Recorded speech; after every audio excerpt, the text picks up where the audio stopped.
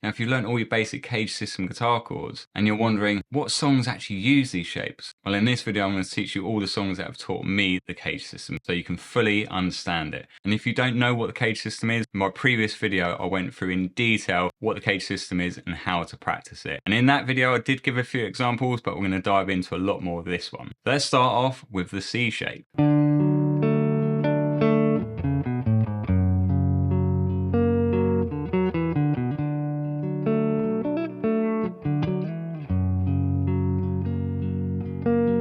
So that first example is under the bridge, and here we are using a D major followed by an F sharp major. So the first chord is using the C shape, so we're taking our C chord, we're moving up one fret, it's a C sharp major, and then we're finally arriving at D. So our pinky finger is playing the root note. And that is a D major chord, but using the C shape. And that's an F sharp major. And you can see here, we've got the bar, and we're playing an E shape chord above that. So that's our F sharp major using the E shape.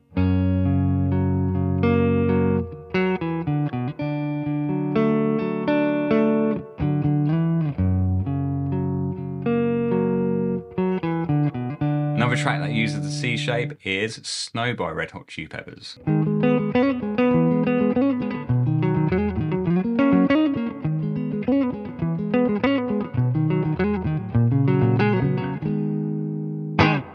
So Snow actually uses quite a few different shapes. We have the E shape, which is a G sharp minor.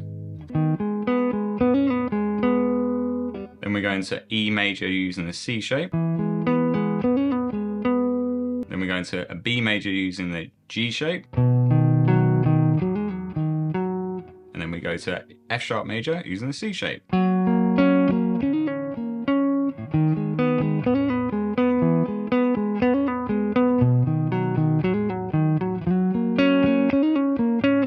Now, just to remind you, all tabs will be on my Patreon site, so I'll put the link in the description for that below. So there's not many examples of the C minor shape, and the only one I can think of is the one I've actually covered on my channel before, and that's My Little Empire by the Manic Street Preachers.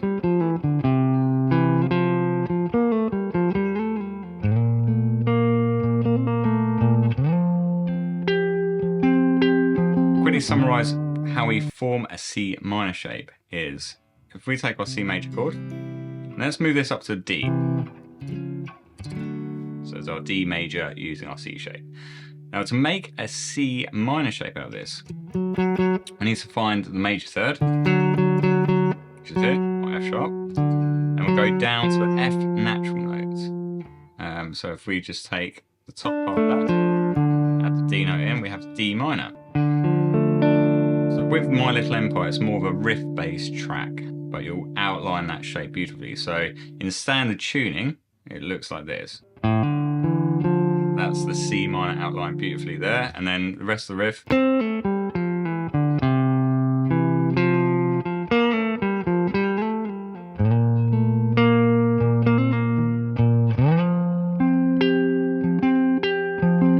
So moving on to the A shape, and this is the most common shape as well as the E shape. You're going to see this in most music. So I don't think we need to kind of go into much depth with this one because you probably already know these anyway. But just to give you a couple examples, Just by Radiohead uses the A shape major. So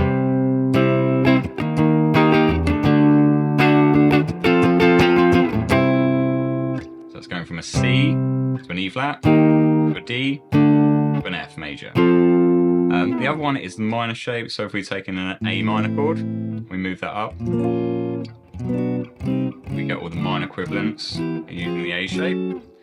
For an example, we use 505 by the Arctic Monkeys, that has a D minor in it.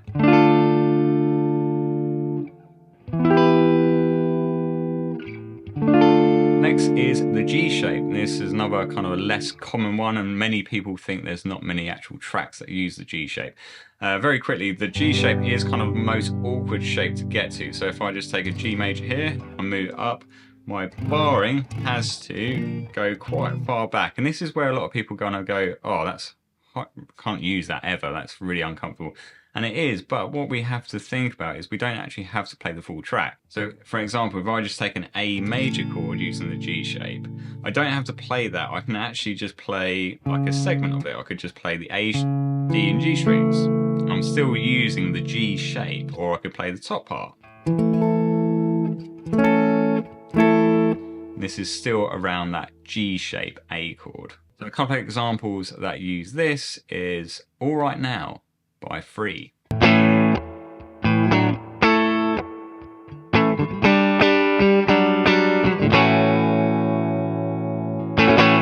So as you can see there, I'm actually using the higher part of that G shape A major chord. Other examples where we're using kind of the lower part of this G shape includes Wind Cries Merry by Jimi Hendrix. So the chords go E flat, E to F, and he's basically playing power chords. I think he's putting that lower fifth in the bass as well. Then he goes into the G shapes, E flat, E, F, but hammering the major second onto the major third. Reach there.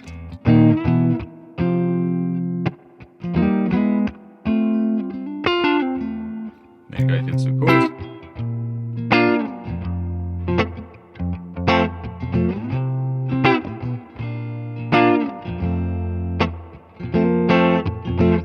So here you can see that there's our E flat, E, and our F chord at the end there, and this is all taken from that G shape. And for the G minor shape, if we've got G here, we need to flatten the third to get G minor. Now, I don't know any songs that use that particular shape, so I'd love to know in the comments if you know of any, and then yeah, we can all kind of learn from each other. Now moving on to the E shape, and this is one of the most commonly used bar chords shapes around, so there's plenty of examples out there, but let's have a look at All Along the Watchtower by Jimi Hendrix, where we use both E shape major and E shape minor. So the chords are going in B flat, C minor, B flat, A flat, E shape major, E shape minor, E shape major, E shape major.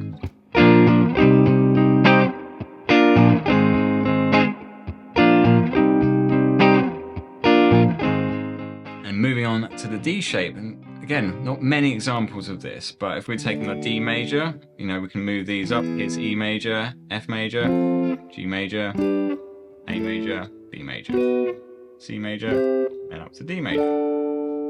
One I used in my previous video was Under the Bridge in the chorus. So here you've got F sharp minor, and then to an E major, both using the A shape.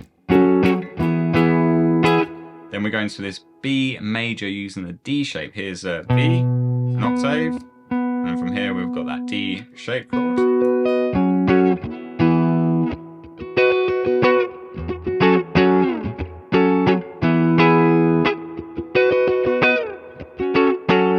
Now the other track I noticed that uses the D shape is a track by Weezer, Island in the Sun. We have a minor using the D shape, A flat using the E shape, E flat, sorry, using the D shape, and then A flat using the E shape. And that sounds like this.